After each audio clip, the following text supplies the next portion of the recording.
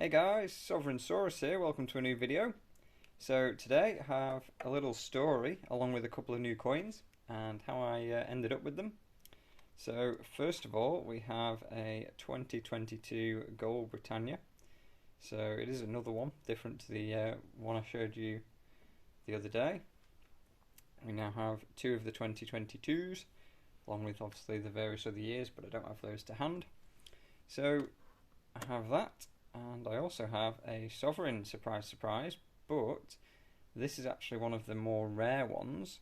So I'll let you have a closer look here and just see if you can spot anything about it. So first of all you'll see the date, obviously down at the bottom there, and then if you look just above the date in what is like the ground beneath the illustration, it has the I mint mark. So that is the India mint mark, and being 1918, that was the time of what was the Great War at the time. I suppose it wasn't World War One at the time, it was just the Great War, and then we've obviously come to know it as World War One because there was another one.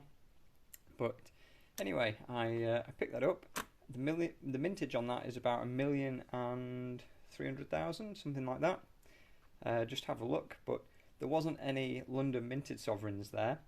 And the India Mint sovereigns were only produced for less than a year because the war ended in the November, and there was obviously no more use for, or no more need for India to mint the sovereigns. So they have brought it back about 8 or 9 years ago to start making these, and very nice. That also has the India Mint mark, but in the olden times, 104 years ago now, these were briefly minted in India, so they're not very common. If you've got a Canada mint, that's even more rare on some of the years, but there isn't any London minted sovereigns in those years. So one of the sources I use, I just search sovereign mintages, and Bullion by Post has a handy list. There's other books like the Spink book. I've got one that is Coins of England, and there is obviously the Marsh Sovereign book as well. So some good resources there to check out. So how I ended up with these two. So I did some work basically for somebody I know. They had a little bit of a project going on, and I was able to help them with part of that. And yeah, it was money I was paid that I wasn't expecting, and a nice little bonus. So I had this one, this Sovereign, this Britannia the other day, but yeah, with what I received for a little bit helping out, I thought I would buy some additional gold. So that is probably additional to what I would have bought. I've ended up with quite a little bit this month, but yeah, we mentioned recently on a video, it's not necessarily how much you make, it's how much you keep. So to me it was like bonus money, if you think.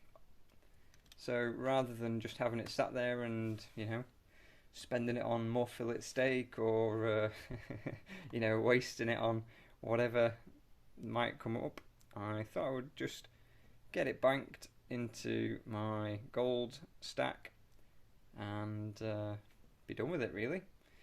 So saves it getting wasted on anything, and it's money that, like I say, was a bit of a bonus to me. I wasn't expecting. So yeah, we can obviously see George here on the back as well, and with the mintage being low, this sovereign was about £5 more than a best value bullion sovereign on the day, so still cheaper than what I would have got from most of the big dealers actually, but nice to pick that up. And then I've also got another coin which is on the way, and a few more sovereigns, so they will be here soon. And in addition, I'm obviously looking to pick up the Tudor Beast very soon, the new one of those, the Yale. So just depending on what order I release the videos, you might already have seen that. So that's it for today, folks, and I'd be interested to know what you're picking up, what your plans are, and yeah, are you stacking for a certain weight or a certain value of gold, or are you just picking up things you like? I'll talk to you soon.